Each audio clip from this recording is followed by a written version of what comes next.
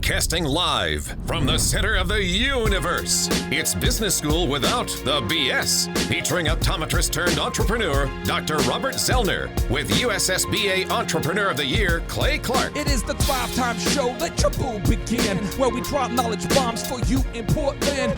Teaching the proven systems to make your ends. So you can produce the greenery like all the Oregon. Sue will call you Franklin cause you got Benjamins. We'll call you Ben Pearl cause you just bought a Benz. And then you'll be bragging to your wife and kids that your wallet's overweight but it used to be thin. Thumbs away, this is Clay broadcaster with the Zen. With the focus locked in like San Quentin. Can I get a B to the O to the M? You've heard the rumors, he is I and I is him. He be the Z and I be the C. Now it's teaching business skills from Clay to Z. We both grew up poor, but we're poor no more. The goal of the show is to help you soar. Oh, wow. That's some hot sauce. It's the new intro. It is the new official intro. And do you know why? Chup, do you know why we have a new radio show intro, my man? I mean, I do. Do you know, Z? I think I do. Because we are now being broadcasted live in Portland, Oregon. Woo! So if you're listening right now and you're in Portland and if you're currently finding yourself where you live in Portland and you are struggling to get zoning approval to build something, to grow your business, to build a structure. Yes. I get it. The average time it takes to pull a permit in Portland is significantly longer than that of Tulsa. If you find yourself stuck behind the world's largest all-nude bicycle ride. Wow. I get it, because that's something in Portland. Yeah. And I just want to tell you that this is a great thing for you to do while you're waiting for a permit, while you're stuck in traffic behind the nude bicycle race. And Z, both in Tulsa and in Portland, we do whale watching. Well, absolutely. Think about that. Yeah, we have the blue whale up here in Catoosa. That's right. We can do whale watching. One famous whale right there. One famous whale. And I'm glad we blazed the trail to Portland. We did. We blazed. So we're kind of like trailblazers. Oh, nice. That was incredible. Wait, the basketball team. Oh, okay. Wow. Butterchup, he's quick on the uptake today. I got it. So today what we're talking about today is feeding your mind best practices, proven strategies, and scalable systems, and not opinions, whims, and feelings. Now, this is one thing that I have discovered in the world of entrepreneurship that is fairly fascinating when you watch it happen. It's this thing called osmosis. And Chup, I want to put the definition of osmosis on the show notes today because osmosis is probably the number one way that Dr. Z has taught me. And osmosis means the process of gradual or unconscious assimilation of ideas and knowledge. So it's like you're around the thing enough that all of a sudden you begin to understand the thing. Another example would be Reid Hoffman. This is one of the early members of PayPal, the founder of LinkedIn, the venture capitalist behind Greylock Partners, who funded things like Facebook, never heard of it, Instagram, Airbnb, not Bookface, but Facebook. It's a newer one. Z. Bookface was the old one. Now Facebook. But wait a second. I just real quickly. I don't want the audience to, because I've told a lot of people that I thought the best way I taught you was through the taser. Well, the taser was a good form of reinforcement. Oh, but osmosis got the process kind of going. Got you. Okay, I'm so with you this now. is what Reid Hoffman says. Reid Hoffman says, the fastest way to change yourself is to hang out with people who are already the way you want to be. And so that's where I want to start the conversation with you, Dr. Z. And I want to get Chup's take on this. So, Chup, you see business coach clients come in, and usually 60 days later, a very, very different person emerges out the other end. Some people take longer, but some people, it's like they come into the office with a bunch of intentions and goals that aren't getting done. 60 days later, they're purposeful, they're getting things done. So, Z, what advice would you have for somebody listening to the show who is maybe surrounding themselves right now with negative people all the time? What advice would you have? How does somebody begin to surround themselves with good people? Very good. First of all, your network is your net worth. I'll say it again. Your network is your net worth. Yes. And that just isn't talking fiscal. That's talking mental too. Okay? I surround myself with heathens and people that steal a lot. Right. And it doesn't affect me at all. I mean, I just surround myself with it, but I'm able to, it goes off me like a duck, you know? Exactly. You know, you run with the dogs, you're going to catch fleas. Here's the deal, Clay.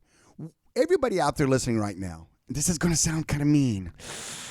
I'm Just ready don't- for it. You I'm ready? for Are you the sure? mean. I Can I- prefer the mean information. Can I just talk truth? Yeah, you'll go for it, basically. You need to, first of all, be honest with yourself and be honest about the people that are in your inner circle.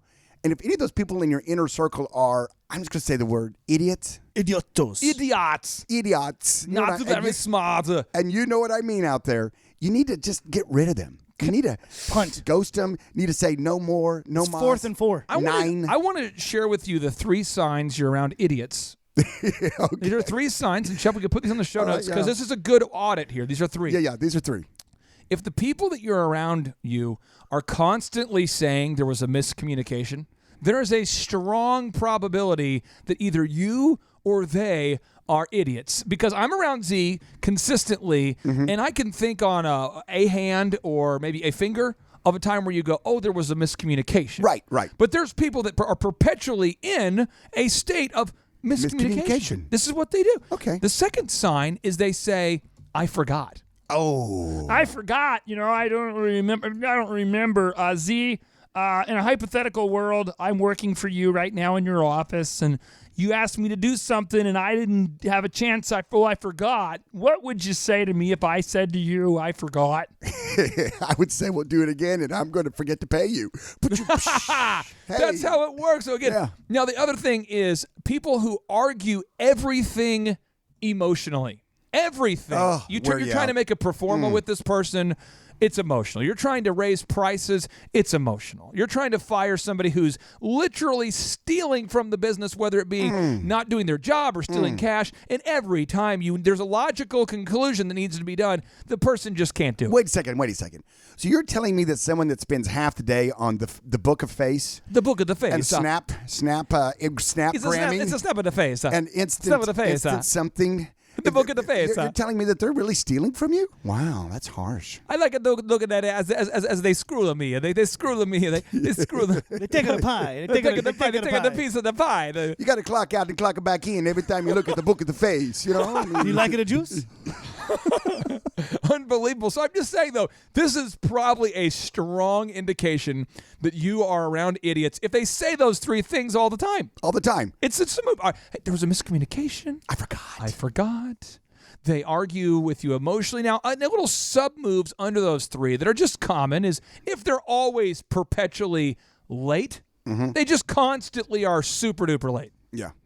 See, on a very fundamental basis, if you and I owned an NFL team and we had a quarterback who couldn't actually get on the team plane on time, there has been famous examples of this in professional sports where a guy's super talented but he just cannot get on the plane on time. Yeah. What do they typically do They with people like hire some like security guard level Chaperone. dude to just sleep at the foot of his bed and to put him over his shoulder and put him in the limo. or because put him in if the car, talent get him is at the- so rare, it's probably worth it. Yeah. So yeah. like Josh Hamilton, Yeah. the famous baseball player, The I'd like Rangers? to put a link on this to the Rangers. This guy was drafted and he couldn't keep his life together. I want to say for like 8 years in a row, he just couldn't stay sober.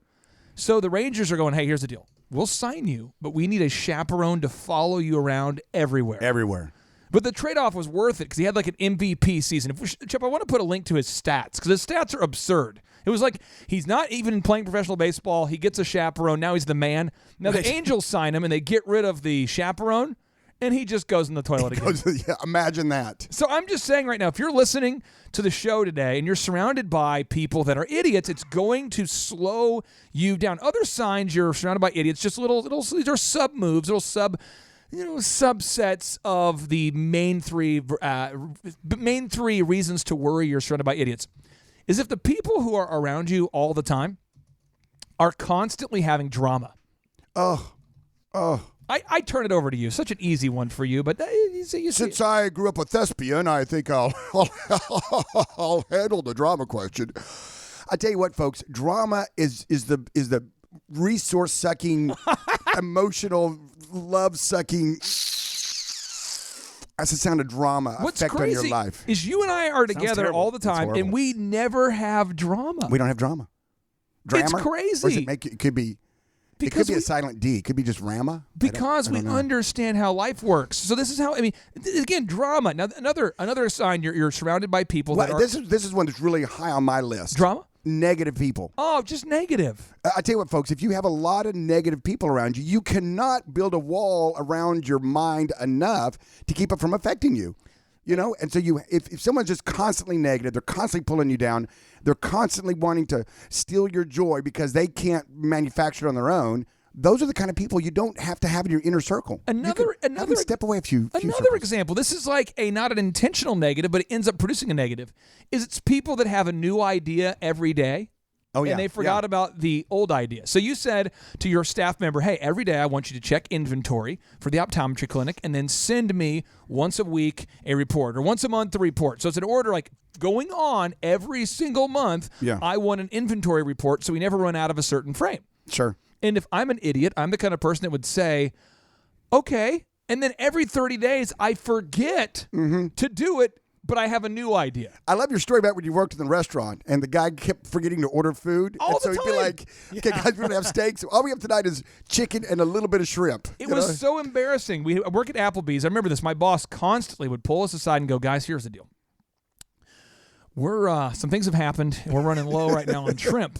And we're like, some things have happened, or some things didn't happen. Right. You ordering it. So, I mean, it's just people that require you to constantly remind them of just basic tasks. Another example, I've got one more, Chup, and I'll turn it over to you. All right, let's do it. It's the person that has passive-aggressive attacks Oh, yeah. or passive-aggressive, just anything about everything. Yeah. So you might say, hey, I would like for you to edit the video. And then they would say, absolutely, I just want to make sure it's my highest and best use. And you go, what? They go, no, I just wanted you to know. Yeah, I mean, just, you know. or, hey, I need you to go ahead and call those leads. Sure, if no one else can do it. And you just hear those things. Or, you know what I'm saying? Where it's like, hey, I'd like to take you and your wife out for dinner tonight. Absolutely. I'd love to go out to dinner with you guys. I mean, it's not like I didn't have other plans. It's that passive aggressiveness. It kills companies. Kills them. Now, Chop, what were you going to say there, my friend? I was going to say, I got a little action item. If this is you and you're not hanging out with the right people, one thing you can do immediately is start saying no faster. Yes. Ooh, there you go. When you don't feel like saying no, but you know that's not going to take you down the path you want. And so the main way to do that is to really take control of your schedule and don't just drift in your relationships. Be very functional and what's the word I'm looking for? Be very intentional with scheduling those meetings with your friends, with people that you want to be around, because like Dr. Z said, if you're running with the dogs, you're going to get the fleas. Now, here's the thing. We, as a Thrivetime show business coaching community, what we've done is we've created 2 ways for you to feed your mind right now, today. One, you can buy the physical copy of the Boom Book on Amazon, or you can download it for free right now. Now, the Boom Book is filled with notable quotables, statistics, mystic statistics, proven, cited best practices. Z, the book is filled with best practices, proven strategies, and scalable systems. It's the real deal. It's awesome. Also, you can subscribe to this podcast so that way you never miss a broadcast. So instead of listening to negativity about a bridge collapse, unfortunately, there's a pedestrian bridge that collapsed in, I believe, Florida. Yep. And you can't, if you're listening today, probably fix it.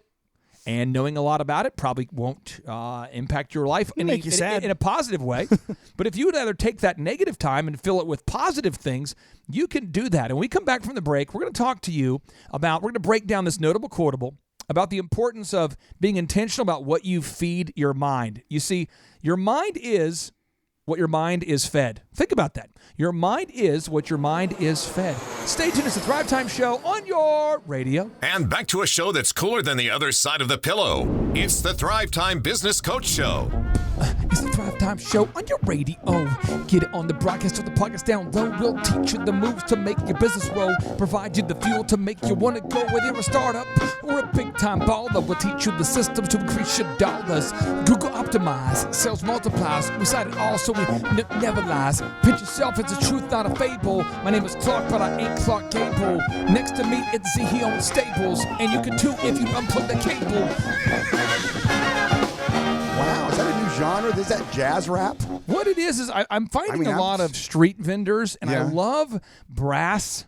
I love brass. Live brass instrumentation is incredible. Like live marching bands are awesome. Yeah. When you combine that with hip hop on the street, I think that's my musical voice. Is that it? Street hop. What do you call that? Yeah, street hop or Raz. I don't know. Raz. But I mean, seriously, whenever I go to whenever I go to like Brooklyn or New York, I will literally just watch the street performers for hours. Yeah. The guys who can take a bucket and create just unbelievable music out of it. Yeah. I'm forever fascinated by that. And so when you combine that with the brass, it's just a magical combination. You should see what I can do with a bucket.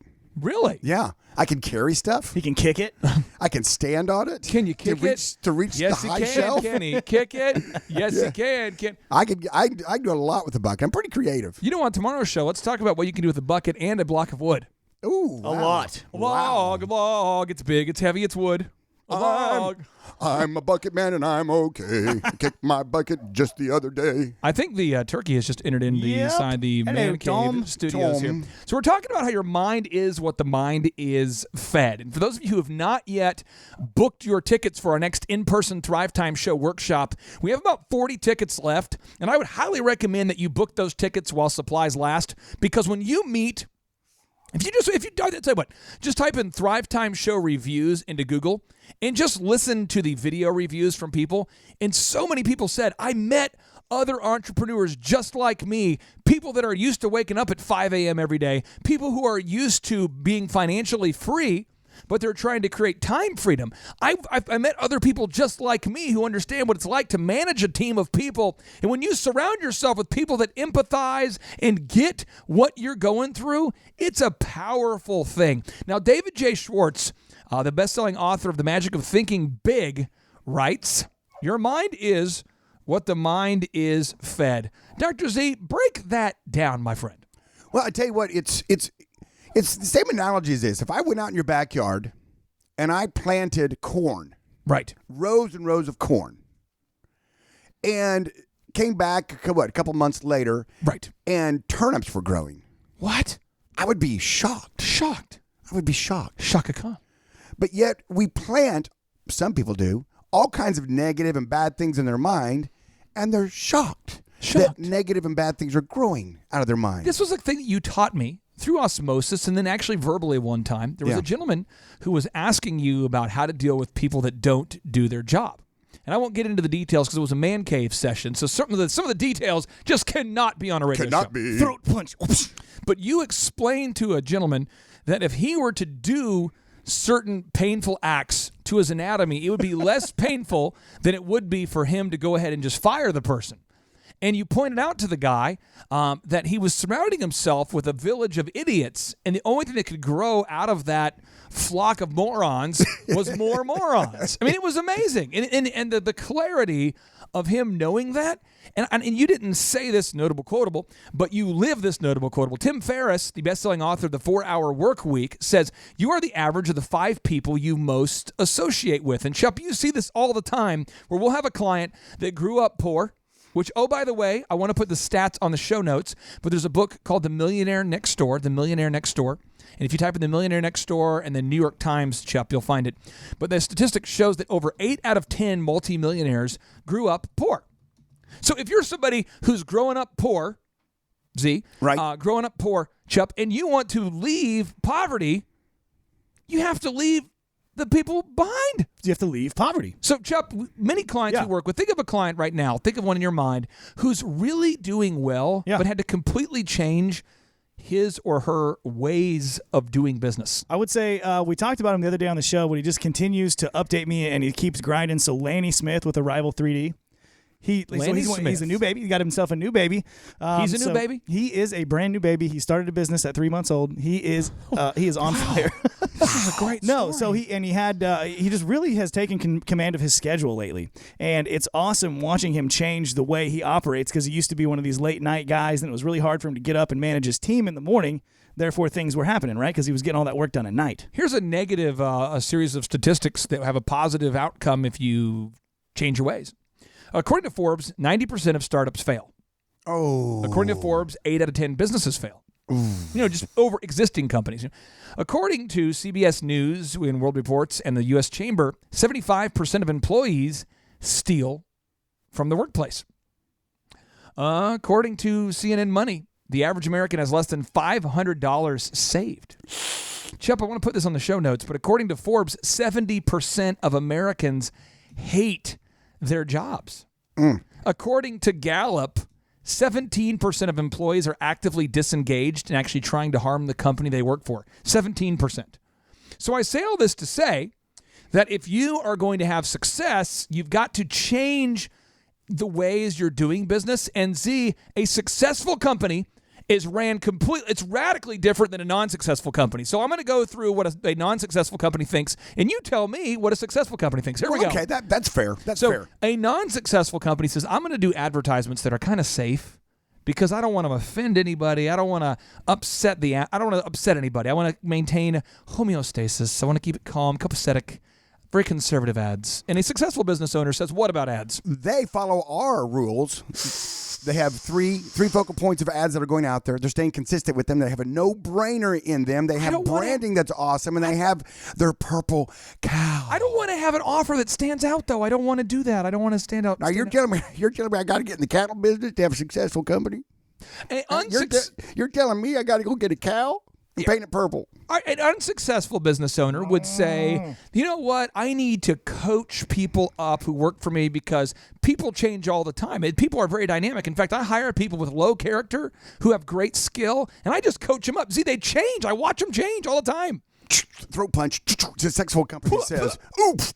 One of my tenets is people change seldom. Repeat that. People change seldom. And so you find people of high character. You find people that are the kind of make and model that you need in your business, and then you teach them how to push the buttons. You teach them how to make the call. You teach them how to answer the phone. You teach them how to clean the bathroom. Unsuccessful people say all the time. Unsuccessful people say, if you want to do it right, you know what they say? You got to do it yourself. Unsuccessful people say this all the time. Yeah, and good luck with that because we're all about having time freedom and money freedom. And if you have to do everything in your business all the time, you're not going to have time freedom. So you have to be able to hire people, put your DNA into them, get them as close to you as possible.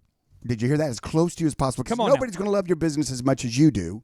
It's just a fact. It's the fact. It's a fact. It's a fact, Jack. It's a fact, Jack. So you get them as close to you as possible, and then guess what? You give them a little responsibility, and as they do and conquer and do better, you give them more. So here's the deal. Download the Boom Book today. It's the proven systems, the 13 proven point system. Download it today at thrivetimeshow.com. Subscribe to the podcast. Never miss an episode. Feed your mind positive things and book your tickets for the next in-person 2-day, 15-hour Thrive Time Show in-person workshop. Get your tickets today at thrivetimeshow.com.